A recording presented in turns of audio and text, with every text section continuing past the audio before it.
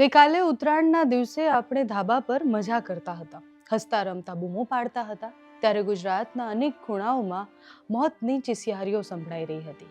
ગઈકાલે તહેવારમાં જ્યારે આપણે બધા મજા કરતા હતા તે સમયે અનેક ઘરમાં માતમ છવાયેલો હતો. 9 જેટલા મૃત્યુના સમાચાર એ ખૂબ ગંભીર અને હૃદયદ્રાવ્ય હતા. નમસ્કાર, આપની સાથે હું છું પાયલ.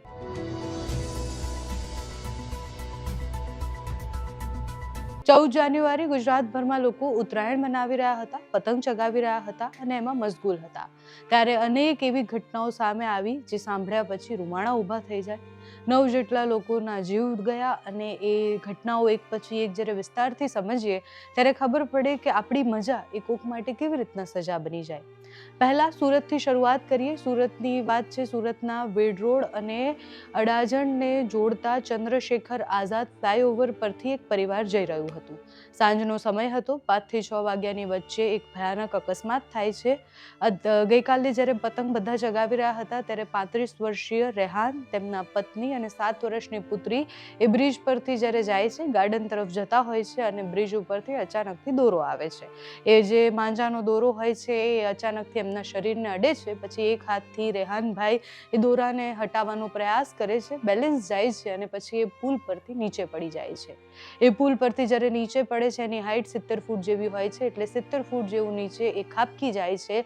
ઘટના સ્થળે જ રેહાનભાઈ અને તેમની પુત્રીનું મૃત્યુ થઈ જાય છે. પત્નીની હાલત અત્યારે અતિશય ગંભીર છે. પત્ની ઓટો રિક્ષા પર પડે છે એટલે જીવ તો બચી જાય છે પણ હાલત ખૂબ ગંભીર છે. બીજી ઘટના રાજકોટ મોરબી રોડ પરથી આવી સામે. રાજકોટ મોરબી રોડ પર કાગદડી પાટિયા પાસેથી મોડી રાત્રે ગમખાયા એક અકસ્માત થયો અને એમાં 3 અને 9 વર્ષના માસિયારા ભાઈ, જે બંને ઉત્તરાયણ મનાવવા માટે જઈ રહ્યા હતા, એ લોકોના મૃત્યુ થયા. ખંભાતના બદલપુરા સેવરાપુરાના 8 વર્ષીય ધવલ કિશનભાઈ પરમારનું મૃત્યુ પણ એવી રીતના જ કંઈક થયું.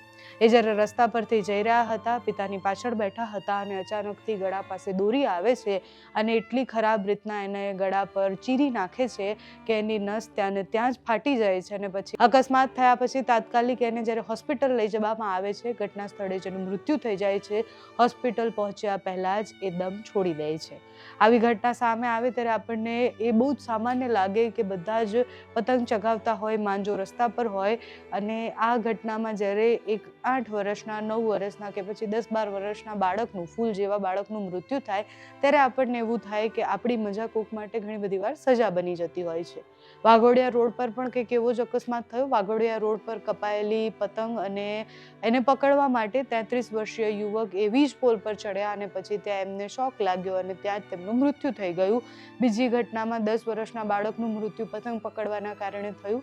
બાયડ તાલુકામાં પણ એવી જ ઘટના સામે આવી કે મોપડ પર એ જતા હતા અને તીર્થ પટેલ નામનો એ છોકરો હતો, યુવકના ગળામાં દોરી વાગી અને ઘટના સ્થળે જ તેનું મોત થઈ ગયું. એટલે ગઈકાલની જેટલી પણ ઘટનાઓ સામે આવી એ ઘટનાઓ પછી આપણને સમજ આવ્યું કે આપણા માટે તહેવારની મજા હોય છે, ઘણા બધાના પરિવારમાં એ માતંગ બની ગયો હતો. ઘણા બધા પરિવાર એવા હતા જે રડી રહ્યા હતા.